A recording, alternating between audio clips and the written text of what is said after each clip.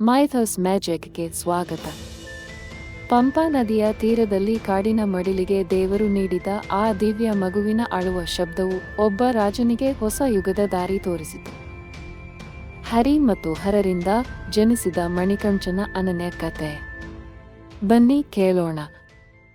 ಮದುರೈ, ತಿರುನೆಲ್ವೇಲಿ ಮತ್ತು ರಾಮನಾಥಪುರವನ್ನು ವ್ಯಾಪಿಸಿಕೊಂಡಿದ್ದ ಪಾಂಡ್ಯ ಸಾಮ್ರಾಜ್ಯದ ಆಡಳಿತಗಾರ ತಿರುಮಲ ನಾಯ್ಕರಿಂದ ಉಚ್ಚಾಟನೆಗೊಂಡ ಪಾಂಡ್ಯ ರಾಜವಂಶದ ಸದಸ್ಯರು ವಳ್ಳಿಯೂರ್, ತೆಂಕಾಶಿ, ಚೆಂಗೋಟ, ಅಚ್ಚಂ ಕೋವಿಲ್ ಮುಂತಾದೆಡೆಗಳಲ್ಲಿ ವಾಸಿಸುತ್ತಿದ್ದರು.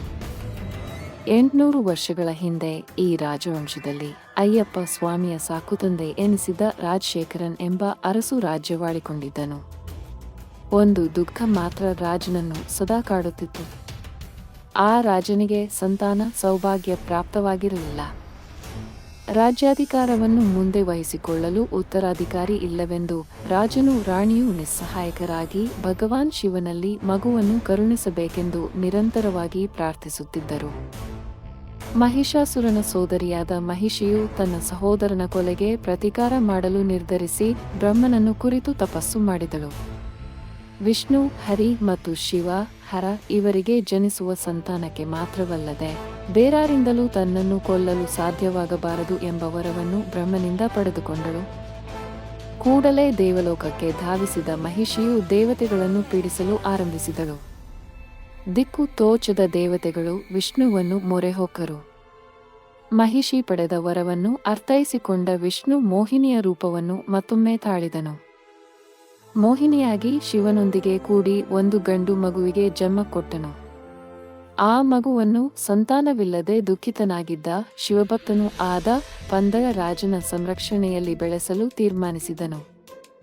ಒಮ್ಮೆ ಪಂಪಾ ನದಿಯ ದಡದಲ್ಲಿರುವ ಕಾಡಿನಲ್ಲಿ ಬೇಟೆಯಾಡುವ ಸಲುವಾಗಿ ಹೋದ ಪಂದಳ ರಾಜನು ಒಂದು ಶಿಶುವಿನ ಅಳಲು ಕೇಳಿಬಂತು. ಅಚ್ಚರಿಗೊಂಡ ರಾಜನು ಆ ದನಿಯನ್ನು ಹಿಂಬಾಲಿಸಿ ಹೋದನು. ಅಲ್ಲಿ ಅರಸನು ಕೈಕಾಲು ಅಲ್ಲಾಡಿಸುತ್ತಿರುವ ಒಂದು ಮುದ್ದು ಮಗುವನ್ನು ಕಂಡನು. ಕೌತುಕದಿಂದ ಆ ಮಗುವನ್ನು ನೆಟ್ಟ ನೋಟದಿಂದ ನೋಡುತ್ತಿದ್ದ ರಾಜನ ಮುಂದೆ ಸನ್ಯಾಸಿಯೊಬ್ಬ ಪ್ರತ್ಯಕ್ಷನಾಗಿ ಆ ಶಿಶುವನ್ನು ಅರಮನೆಗೆ ಒಯ್ಯುವಂತೆ ಸೂಚಿಸಿದನು. ಮಗುವಿನ ಕುತ್ತಿಗೆಯಲ್ಲಿರುವ ಚಿನ್ನದ ಸರವನ್ನು ಕಂಡ ಸನ್ಯಾಸಿ ಅವನಿಗೆ ಮಣಿಕಂಠನೆಂದು ನಾಮಕರಣ ಮಾಡಲು ಸೂಚಿಸಿದನು. ಮಣಿಕಂಠ ರಾಜಮನೆತನದಲ್ಲಿ ಬೆಳೆದನು.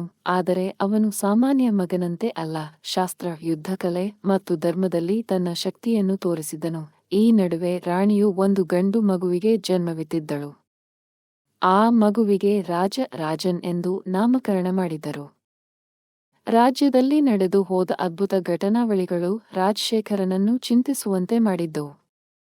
ಭಗವಾನ್ ಅಯ್ಯಪ್ಪನೇ ತನ್ನ ಮಗನಾಗಿ ಬಂದಿರುವನೆಂದು ಅವನು ಭಾವಿಸಿದನು.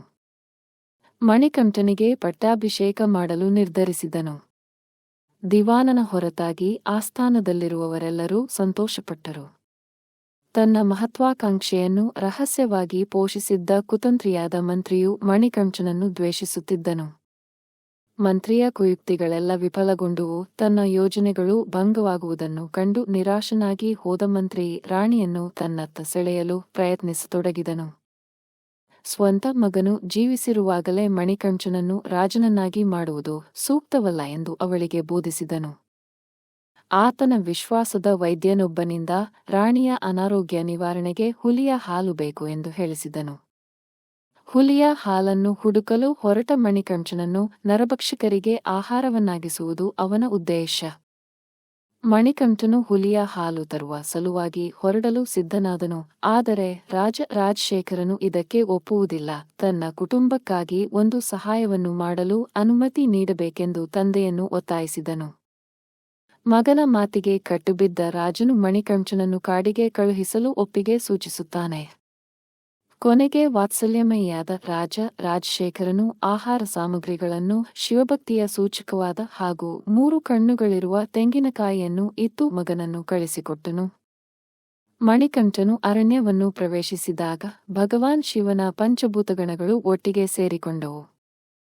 ಪಯಣದ ನಡುವೆ ದೇವಲೋಕದಲ್ಲಿ ಮಹಿಷಿಯು ನಡೆಸುತ್ತಿರುವ ಅನ್ಯಾಯಗಳೆಲ್ಲ ಮಣಿಕಂಠನ ಗಮನಕ್ಕೆ ಬಂದವು.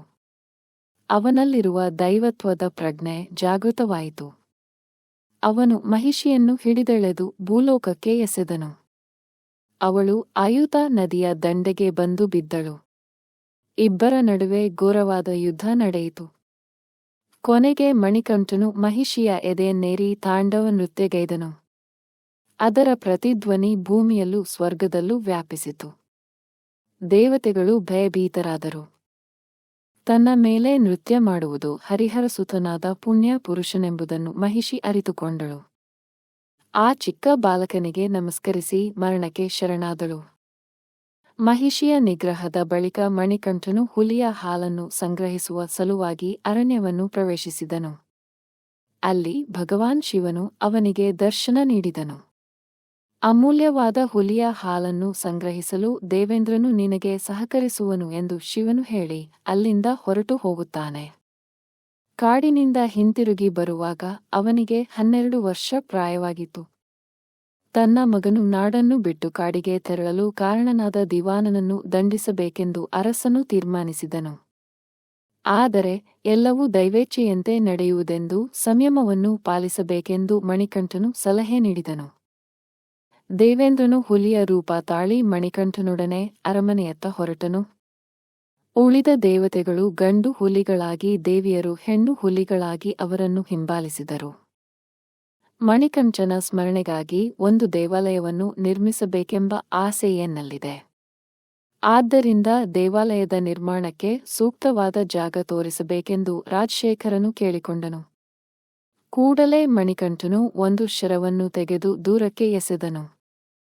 ಆ ಶರವು ಶ್ರೀರಾಮನ ಕಾಲದಲ್ಲಿ ಶಬರಿ ಎಂದು ಖ್ಯಾತಳಾದ ಸನ್ಯಾಸಿನಿ ತಪಸ್ಸನ್ನಾಚರಿಸಿದ್ದ ಶಬರಿ ಎಂಬ ಸ್ಥಳದಲ್ಲಿ ಹೋಗಿ ನಾಟಿತು.